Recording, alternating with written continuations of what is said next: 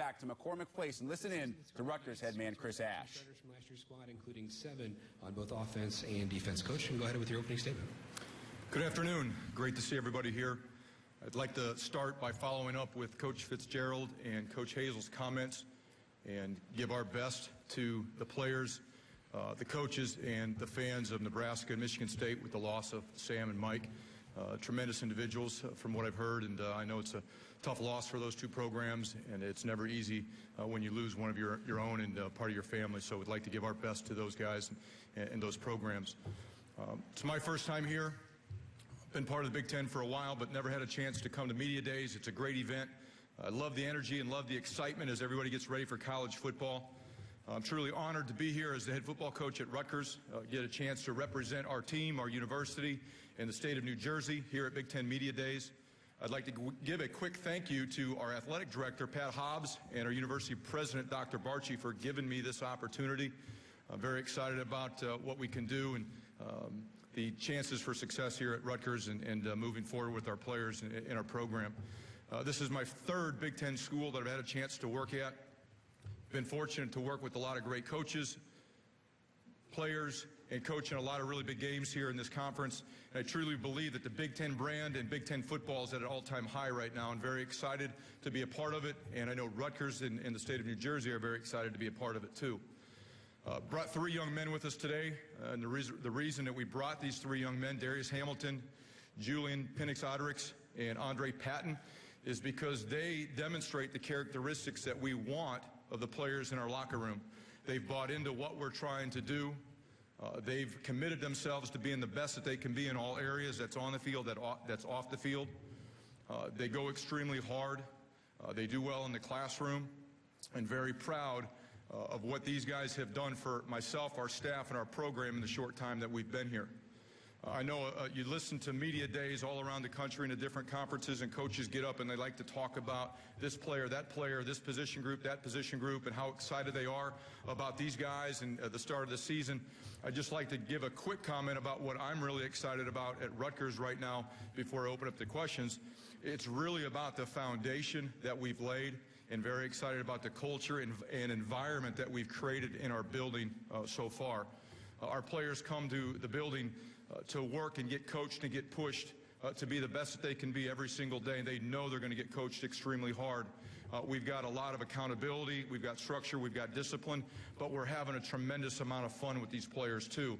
And if we're not having fun in our building as we work and push and try to be the best that we can be, we're screwing this thing up. And so far, I really have been pleased with the foundation, the culture and the environment, the behavior and the performance that our players have given us in a short amount of time. And with that, I'll go ahead and open it up for questions. If you have a question, please raise your hand. We'll get a microphone right over to you.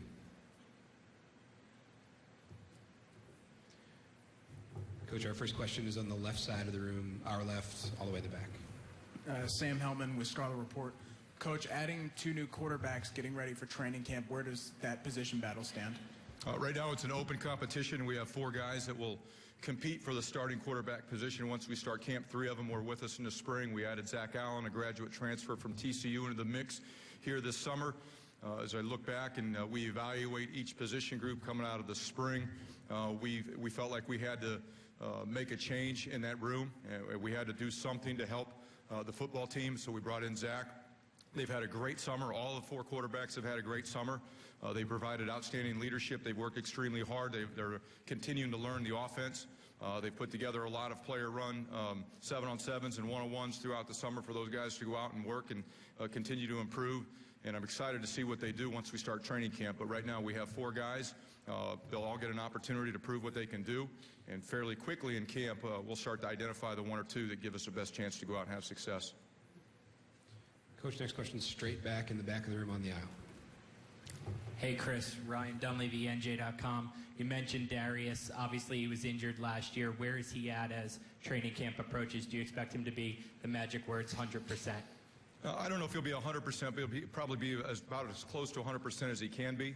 Darius is done a great job with us. He's his own best doctor right now. He missed last season due to injury. He's managed his body. He's managed his workload. He's changed his body. The last time he played in a football game, he was 245 pounds. He's 286 pounds now, and he says he feels the best he's ever felt. He's moving well. He's providing tremendous leadership, and I think he's going to be a real key component to us having success on defense. Coach, next question on the left of the room. Hi, Chris. Bill Rabinowitz from the Columbus Dispatch. You've coached at 2 elite programs in the Big Ten. How far away is Rutgers from getting to that kind of level, and what do you expect to see on the field this year? Well, it depends on what area you're talking about. We have some areas that are very strong, both personnel-wise, facility-wise, support-wise. We have some areas that we have to continue to improve upon.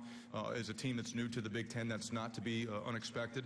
But I think that we have all the key ingredients needed to build a great foundation and continue to build upon this season and in future seasons to be one of those better Big Ten football teams that people are not going to want to play each Saturday. So I'm excited about what we have and looking forward to what we can build on this fall. Coach, right down in front here. Hey, Coach. Teddy Greenstein from the Chicago Tribune. What questions did you have for upper administrators at Rutgers before you agreed to take the job? Well, there's a long list. I won't go through all of them, but the ones that were important to me, one, are we committed to being a part of the Big Ten and being a successful Big Ten team? It's one thing just to say you're part of the Big Ten. It's another to go out and compete and want to be one of the elite teams of the Big Ten. I wanted to make sure that if I was going to leave where I was at and go take on a head coaching position, that we had the right administrative support to make that happen. And I can say again, with the leadership of Dr. Barchi and Pat Hobbs, our new athletic director, they've given me the things that I've asked for. And at the end of the day, that's really what you need is their support to give you the things that you feel like you need to be successful. That was the biggest one. Floor is open right now. If you have a question, please raise your hand. Coach, we'll start on our right over here toward the wall. Kevin Trahan, Vice Sports. I'm wondering what you make of this fan rivalry with Michigan and how you think that's evolved. I'll start by saying there's no rivalry with Michigan yet. They've done some things that we have not been able to do, and I think it's great when fans get a chance in the offseason to talk about college football and have fun with college football. I have a tremendous amount of respect for Coach Harbaugh and the job that he's done at Michigan and the program that they've had for several years. And we're going to work the best that we can here at Rutgers to create rivalries with everybody that we play. And, you know, it's great that the fans are involved and care and are passionate about what we're doing at Rutgers. The coach on our left, second row. Yeah, Chris, Tim May, Columbus Dispatch.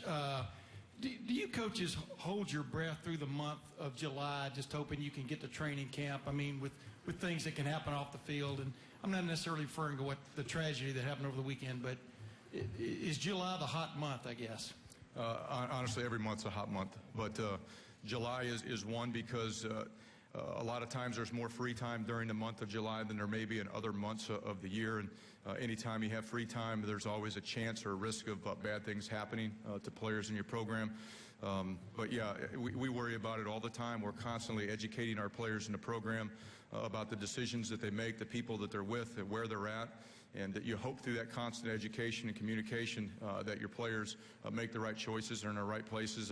Some things happen, unfortunately, like the event that just happened to those two young men. But every month, every day, you worry about the players in your program and the things that could happen to them.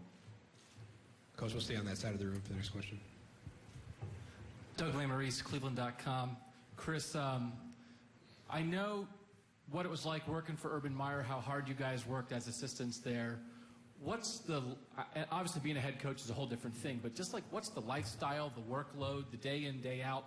Are you working harder now, or do you work harder as an assistant in a big-time program when, you know, you've got a head coach who wants you working all the time?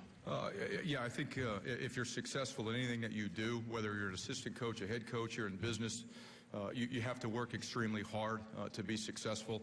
The biggest challenge for me as a head coach versus being an assistant, just time management, trying to identify those things that I need to focus my time on that give us the best chance for success. That's the biggest difference. As an assistant coach, it's all about football. It's about recruiting. It's about building relationships with your players. As a head coach, you're involved in those types of things too, but there's so many other things that come across your desk that you have to learn to manage and deal with that you don't have to as an assistant coach. But in terms of putting in the hours, hours and work ethic and dedication and sacrifices, that's all there if you want to have a chance to be successful, regardless of the logo or the title next to your name. Coach, our next question here is on the aisle in the middle. Coach, Bill Bender, Sporting News. It looks like you guys have had some success, particularly in that part of the country on the recruiting trail. So what's working for you right now, especially in that area? Well, we had a plan when we came into Rutgers on how we wanted to recruit and what it was going to take to create the type of environment that recruits wanted to be a part of, and it started in our own locker room. We wanted to create a culture in our locker room that our players bought into, believed in, and they could go out and sell to recruits. At the end of the day, if your players aren't your best recruiters, you don't have a chance to recruit at a high level. So we wanted to work on our players in our locker room, in our building, build relationships and connections with those guys that they in turn could go out and try to sell our program and what we're doing to the recruits. We wanted to be able to develop our players in all areas, again, so they know they're having a great experience. They're part of a first-class program, and that's really what has helped us more than anything. We have worked hard at building relationships with high school coaches, with recruits in the area, but it really starts with what's going on in your locker room, in your building, the relationships you have with your players, and what are they telling recruits and parents as they come on visits. And our players have done an outstanding job in the recruiting process to help us get to where we're at today. Time for a couple more questions. If you have one, please raise your hand.